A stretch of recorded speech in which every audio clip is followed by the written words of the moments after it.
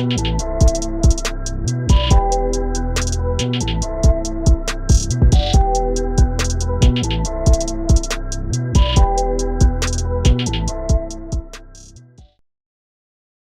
what's good? Top of the top, episode 221, Stash House Podcast. Your boy Tyler checking in. First time listeners, thank y'all for tuning in. If you tune in weekly, salute. And there's just an episode, some topics you may want to hear about. Salute to you as well. Like, share, subscribe, retweet. Whatever you do to help support the podcast, greatly appreciate it. Podcast available on all podcast streaming platforms. Apple Podcasts, Google Podcasts, Spotify, YouTube. Anywhere you find podcasts, you will find Stash House Podcast available. Once again, retweet it, share it, putting your people on, subscribe, like this video on YouTube. Everything y'all do to help support this podcast, greatly appreciate it. Keep me going. And that's a great way to start this episode. I am celebrating my 30th birthday. So all praise to the Most High. Very, very blessed to see another year of life. Thanks in advance for all the birthday wishes. And I'm just enjoying it. I'm appreciating it. I appreciate being surrounded by family and friends I love that love me, vice versa. Being blessed to be able to do what I enjoy doing, having a little change in my pocket, food on my stomach, water to drink, just the small things I'm very, very appreciative of, my growth, and just all around just thankful. I mean, I can't really just tell y'all one by one. I'm just thankful to be able to be here. Like I said, doing what I enjoy doing, having common sense, just the small things I enjoy. I'm blessed. Once again, all praise to the Most High, and thank y'all for tuning in to this episode as I celebrate my birthday. Now, let's start this off. New music, Travis Scott, Utopia. Came on here a couple weeks ago, told y'all my little expectations I got for it. Well, I had high expectations, but y'all know I came over here a couple weeks ago and talked about what I'm looking forward to with this project. We finally got it. Travis Scott, Utopia, 19 tracks, along with a movie premiere. I'm not sure if it's in movie theaters around the world, but I saw he debuted a movie as well called Circus Maximus, which is also a name of a track on the project.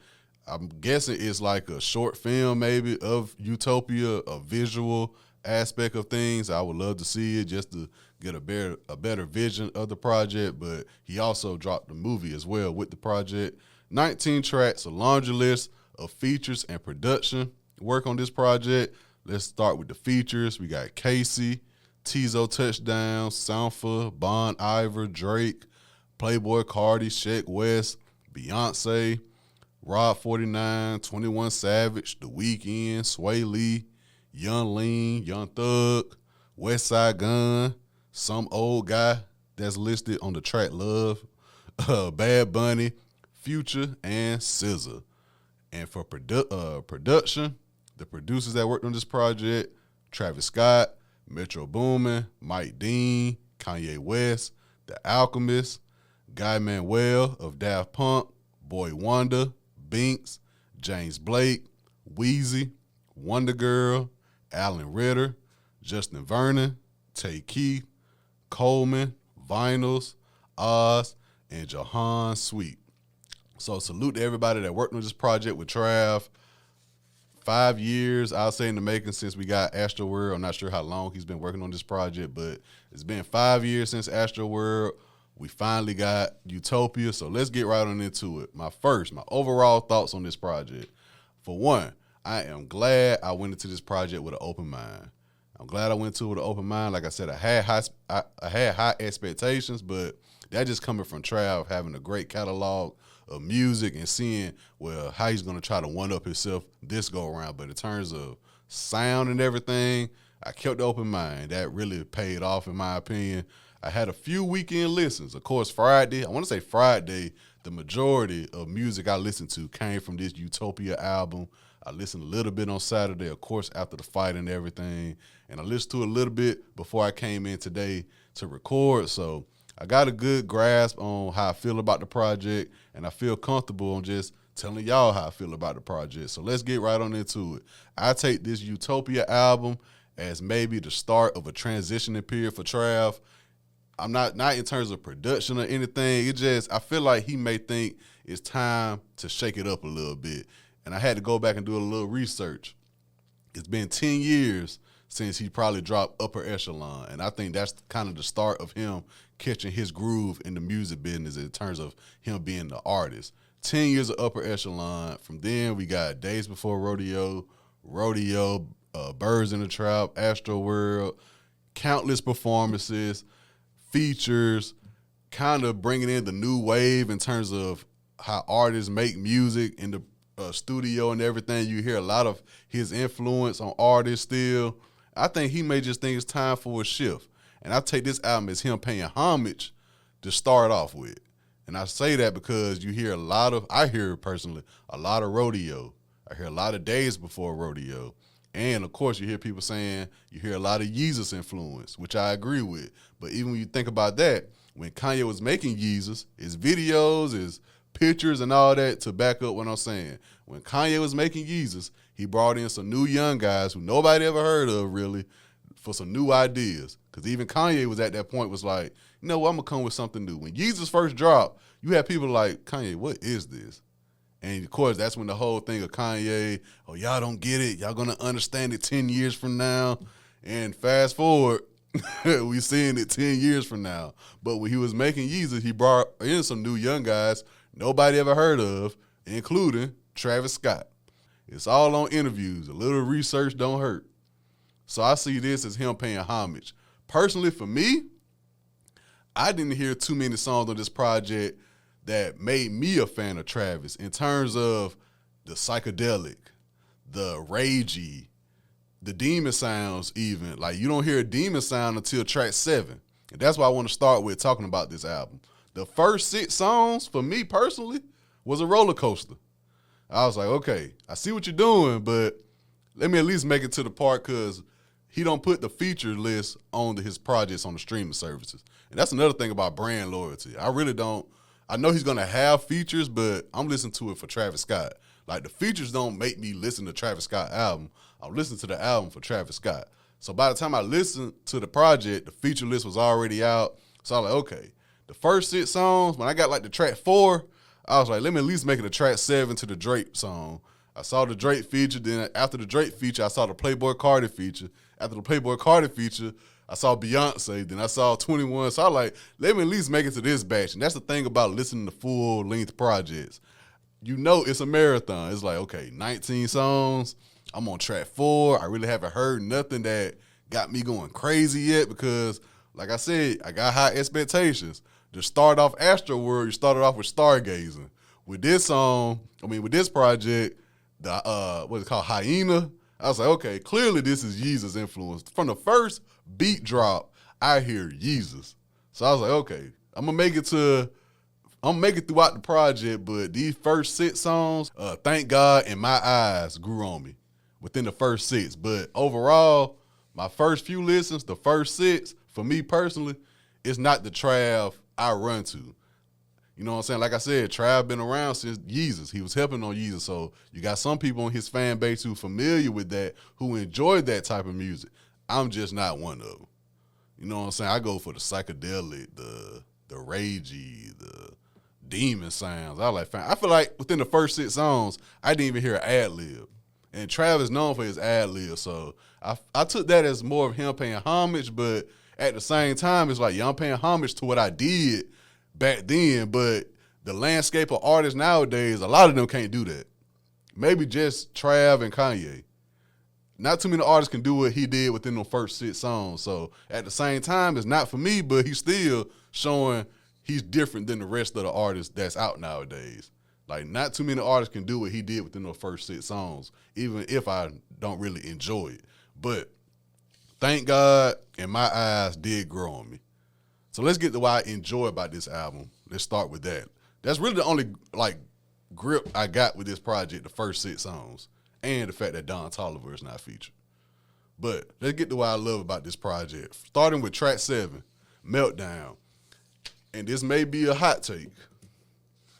I wouldn't have been upset if I pressed play on this album at the end of Sirens, when Drake and the girl had like the little interlude going into Meltdown, the girl was like, I thought we was going to Utopia. And Drake was like, yeah. I wouldn't have been upset if that might have been the intro for the album. Now, I know that sounds crazy, like, why would you start the album like that? But I'm like, man, you got a catalog already. With Utopia, I'm not looking at Utopia as it has to be perfect from start to finish. And being that I didn't like the first 6 songs that much, and I really didn't get into the groove of the album until Meltdown, me personally, I would love the album to start with the girl saying that and then Drake coming in. And then it sounds like Travis Scott compared to the first 6 records. He was like, they think I'm satanic. I always keep me a reverence so I'm safe. And you hear the first ad-lib of the album, I feel like. He did the little demon sound that crept in. I was like, okay, there go a demon. I said, there go a demon. Okay, I'm good now. So that's why I say the first 6 songs, because on track 7, a demon appeared. And I was like, okay, I'm here now. So Meltdown with Drake, I enjoy it. Of course, we got people talking about the whole Drake situation. Hey, they want to go back and forth. Drake, Pusha, Jim Jones, all them. Hey, be my guest. As long as nobody getting hurt, nobody getting killed, I'm cool with a little lyrical exercise. We need some to pop out. So, I mean, that's going to get the headlines. But for me personally, Meltdown is where I started to get to the groove of the album. That's when the first demon appeared. So I got comfortable. Then the next track, you already got one demon appeared on Meltdown. What better way to come back with the ultimate demon and Playboy Cardi with this Fiend record? The Fiend record was an early favorite for me. An early favorite. When I first heard it, I said, this is going to be one of my favorites. And that's track 8. So going from Meltdown to Fiend, I was already comfortable. I was like, okay, I made it through the tough start. And like I said, that was just me personally. Some people may love the first 6. I made it through that tough first start. But when Meltdown came, I was like, okay. Then Fiend, right after that, I was like, all right, cool. The track with Beyonce, I'm not mad at. It's not really one of my favorites, but it's not like an automatic skip. I'm not mad at it. Like I said before, with the first 6, along with his Beyonce songs, not too many artists can do what he did on that. Not too many artists can have Beyonce in that type of bag, on that type of production, coming off a track featuring Playboy Cardi.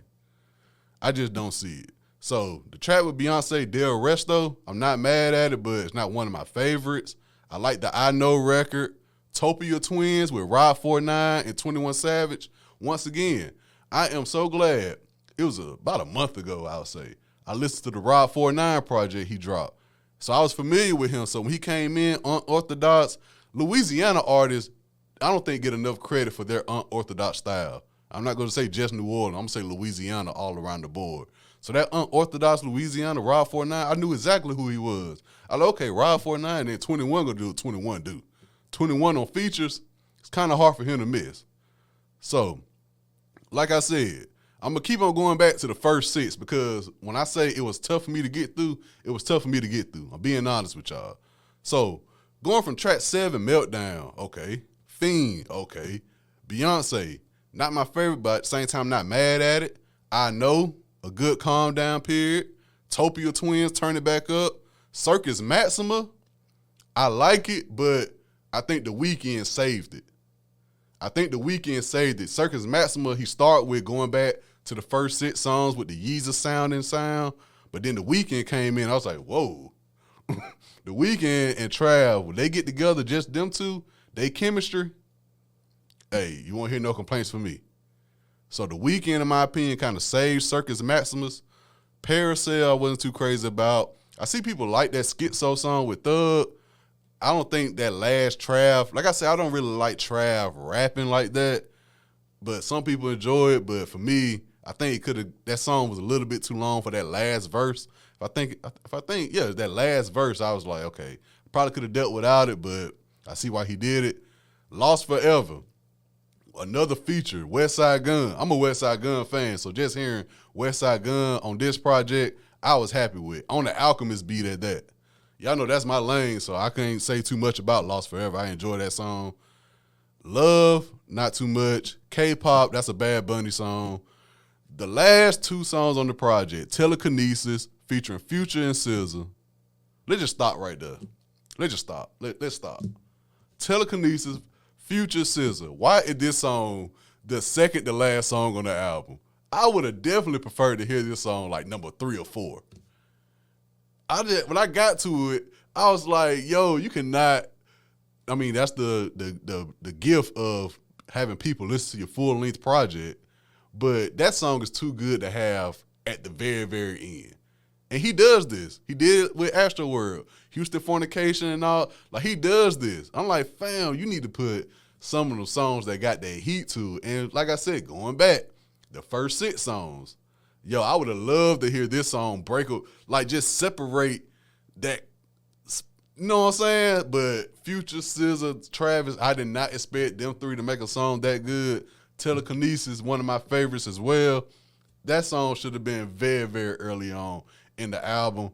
And the last track, Till Further Notice, with the 21 Savage feature. Once again, 21 is kind of hard for him to miss on certain tracks, on a feature at that. So my thing is with this project overall, the songs I like, the songs I like. Once again, the songs undeniable for me, I got Meltdown featuring Drake, Fiend featuring Playboi Carti. Those 2 back-to-back, that's when I woke up. Out of a 19-track album, track 7 and 8 is when I woke up. Then from going to Fiend to Del Resto with Beyonce, wasn't mad at it, but it could be a hit or miss depending on when I listen to it. I Know I enjoy Utopia Twins, Circus Maximus. I think The Weeknd saved that record for me. Lost Forever, West Side Gun feature probably saved it for me. K-pop, just because I like what Bad Bunny did on it, but it's kind of hard for me to say that's a Travis. It's a Travis Scott song, but I look at it more as a Bad Bunny song. I know people probably don't like it, but that's just me. Telekinesis with Future and SZA, definitely one of the undeniable best songs on the project. Should have been earlier on in the project. It should not have been track 18. That song is too good to have to save for the end of the project. Until Further Notice with 21. And that would really make me say, okay, I believe whenever Trav jump back out, I don't think it's no time soon. I wouldn't be surprised if we don't get another Trav album until another 3-4 years, maybe another 5, because the touring for this project is going to be crazy.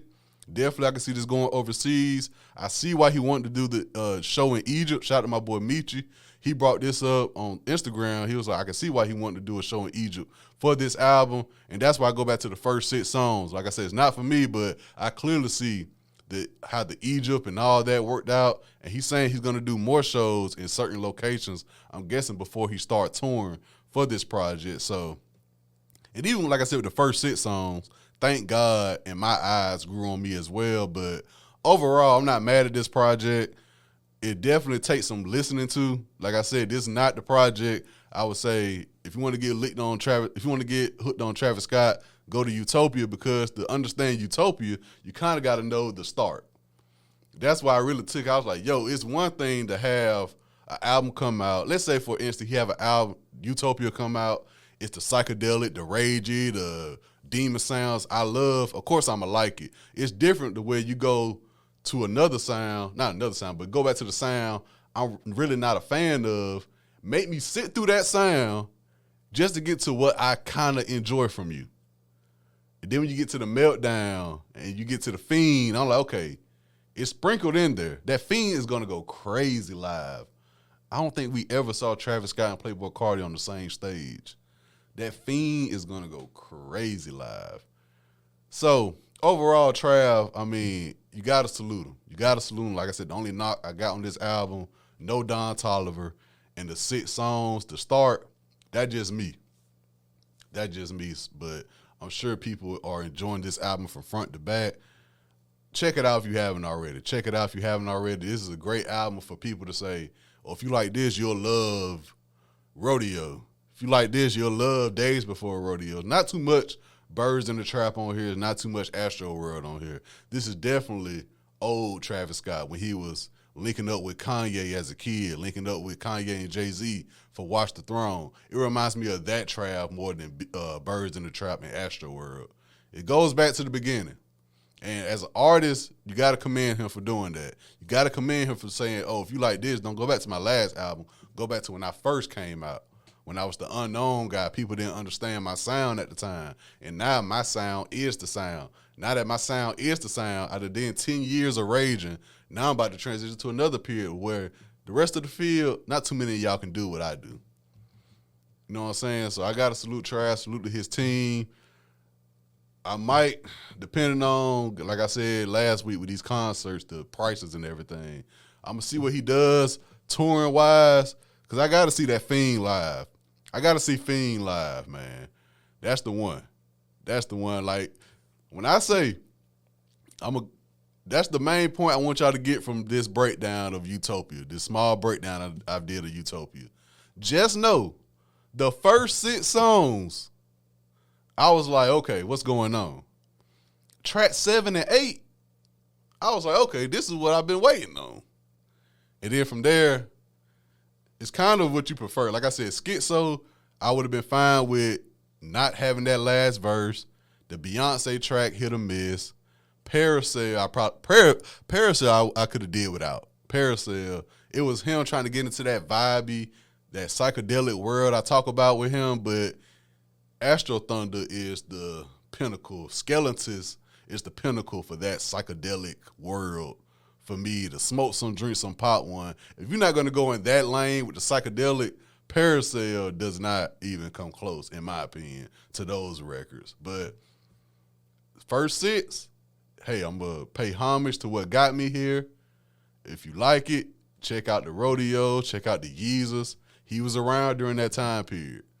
So Trav, continue to break himself away from the pack. This is what I mean, break yourself away from the pack. Show people, hey, I got a lot of tricks in this bag that a lot of people can't do. So once again, shout out to everybody who featured on this project, the producers. Very, very solid project in my opinion. Out of 19, I got a cool 10-11. So shout out to Trav, Utopia. If you haven't already, check it out.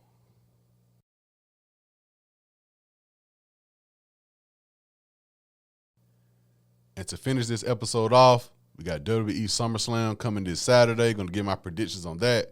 The landscape been pretty much the same, I believe, since Money in the Bank. You got some people getting some pushes. Some people, they teasing a push.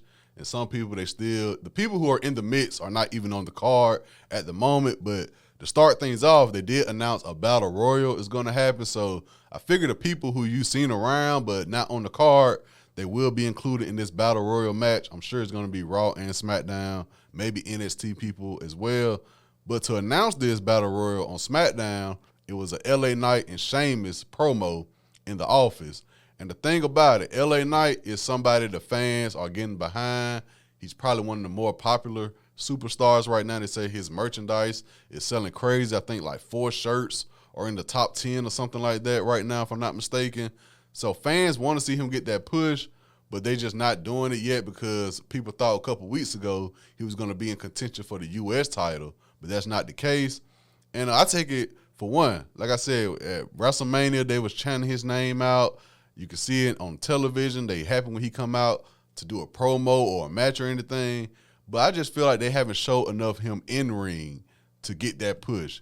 And what better way to announce Friday is going to be him and Sheamus are going to have a match on SmackDown. What better way to see if you're ready to go one-on-one against Sheamus? Like, yeah, triple threat matches, fatal four-way, six-man elimination matches, that's one thing. But when you go one-on-one with Sheamus, this is going to be the test to see if LA Knight ready. Clearly, promo-wise, fan base-wise, is there, but in-ring is one thing.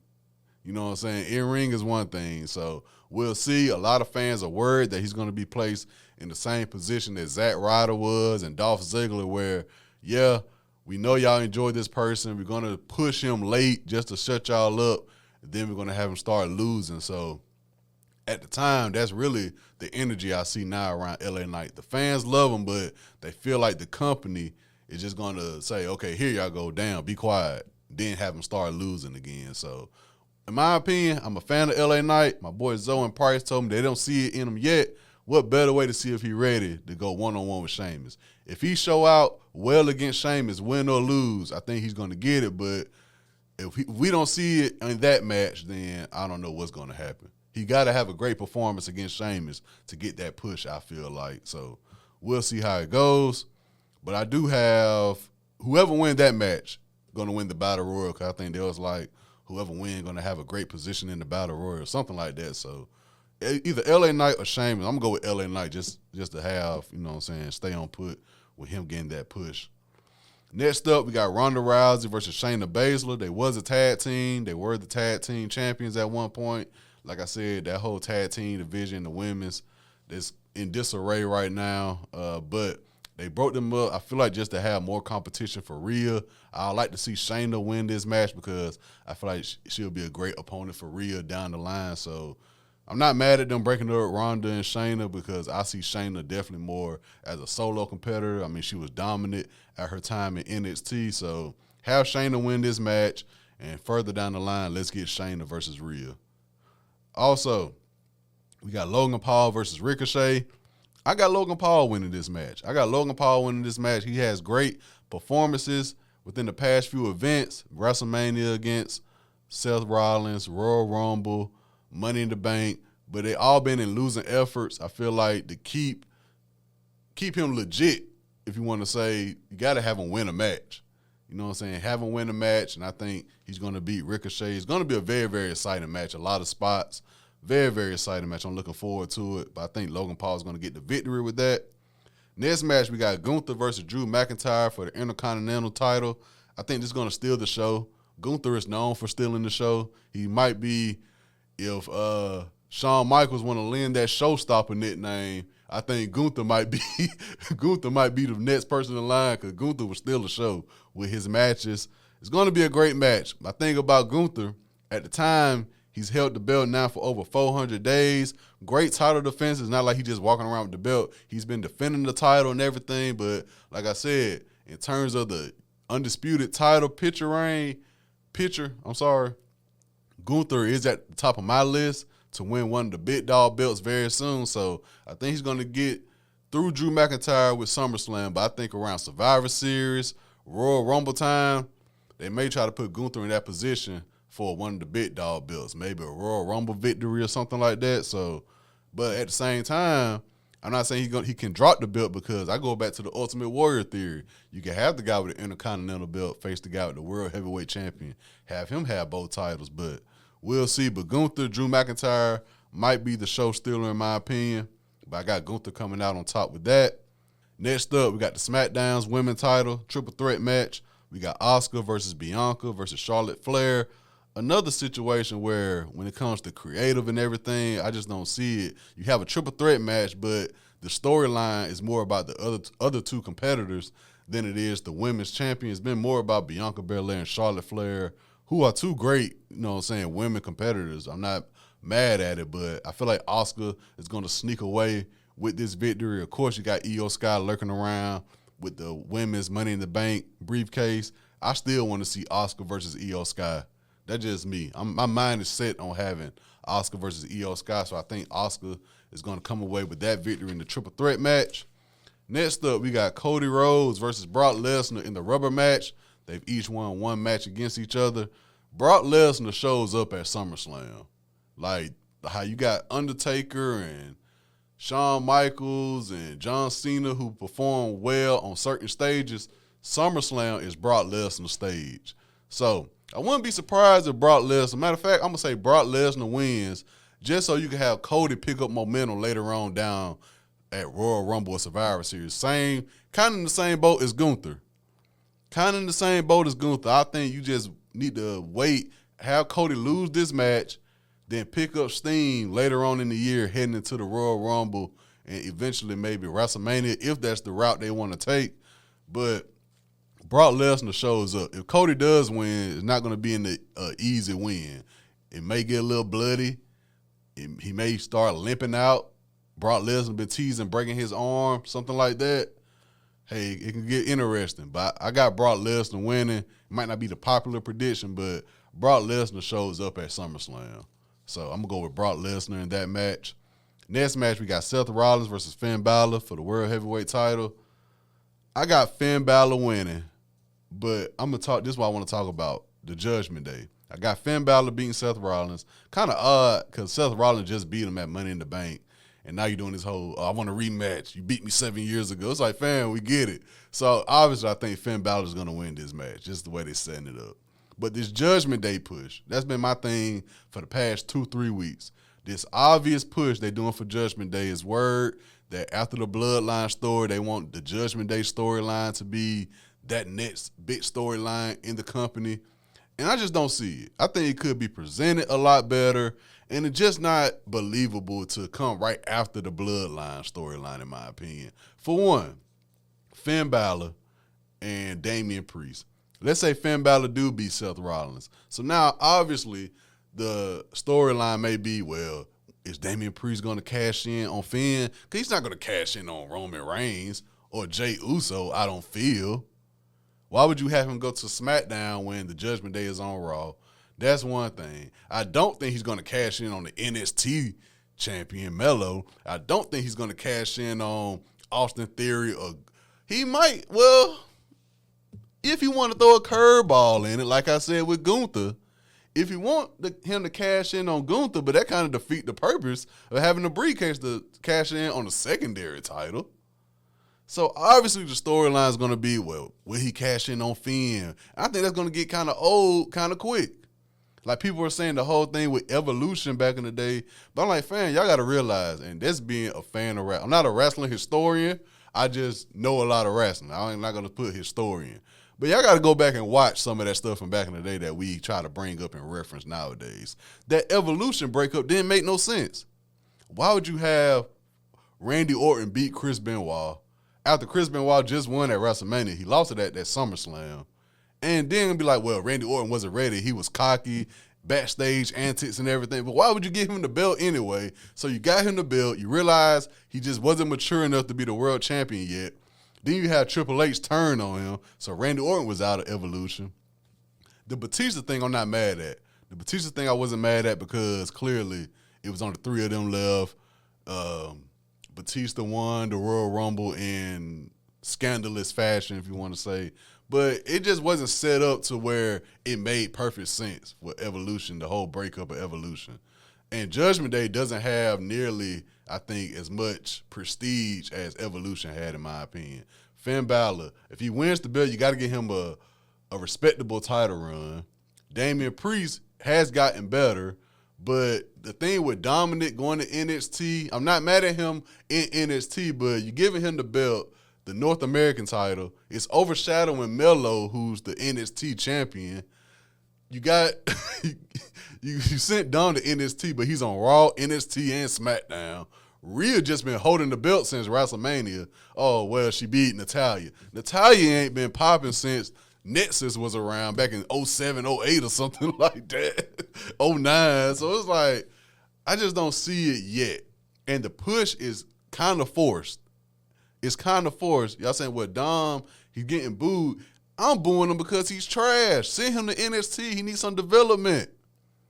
Come on, y'all. He's winning matches. I understand he winning matches with outside help. Let the man win a match on his own at least before he get a belt. And what happened to the whole, well, like I said, back to Money in the Bank. People wanted LA Knight to win. I would have been cool if Damian Priest would have lost Money in the Bank. Him and Dominic went for the tag titles. So then it could be like the Big Brother role and all that. I would have been cool with that because he got somebody next to him who obviously the muscle in the situation. But this Judgment Day thing, I think with Rhea, they trying to do the Raquel and Rhea. Like I said, Raw Women's, the division, is kind of slacking right now. They need some competitors for Rhea. But I just feel like they putting the belts on Judgment Day just because they've been around. Oh, they've been together for a while. Let's put the belts on them. Dom's getting booed, but people are booing Dom because we see the obvious play. It's damn near like how Roman Reigns was back in the day. We see the obvious thing y'all doing. Of course we're going to boo him. Of course we're going to boo him. He's trying to cover somebody. He's not even in a position to get the proper count. The referee saying, hey, he got to be over here. Come on, man. Come on. But it's the wrestling world. Some things I agree with. Some things I don't. This Judgment Day, if they're going to do the Judgment Day storyline, let the Bloodline storyline cool off. You cannot go from this cinematic storyline with the Bloodline, who's actually family related, then go to this Judgment Day where it's just you putting people together you don't know what to do with. Of course, Rhea got the belt, but she hasn't showed much of her title reign. Damian Priest with the briefcase, who he's going to cash in on. If you give the belt to Finn, now that's going to be the top storyline with the Judgment Day. Dom and NXT, Raw and SmackDown. What's the point of even having the draft a couple months ago if you're just going to do that? Just don't have the draft then. Just let it be a free-for-all. How about that? So this Judgment Day thing, people in wrestling is kind of like a line. People agreeing with it. Some people saying it's the best thing going. Me personally, I'm not linked in yet. I'm not hooked yet. And, they can turn the table. That's the best thing about wrestling. They can make me believe it. Be like, oh, well, I was wrong. It worked out. Like how Sami Zayn was the bloodline. They can make it work, but at the time, I'm just not riding with it. But Seth Rollins, Finn Balor, I got Finn Balor winning.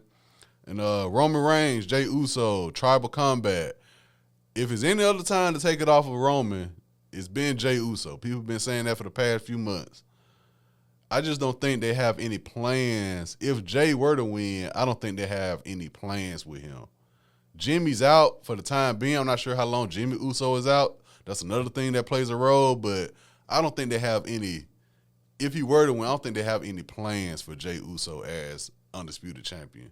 That's the only thing. That's the thing coming from a tag team. It's kind of hard to break away. Like Edge did it, Christian. Some people have been able to do it throughout the time. But like we saw it with Edge and Christian, we kind of saw it with Jeff and Matt. But you go back to the Dudley Boys, it's like they tried it. It really didn't work. Not in WWE, you know what I'm saying? So even with New Day, like New Day happened, but they didn't really have any plans for Kofi like that. They really didn't have no plans for Big E like that. So I don't think they have any plans for Jey if he were to win. So they're just gonna have Roman win. It's gonna be a great match, emotional match.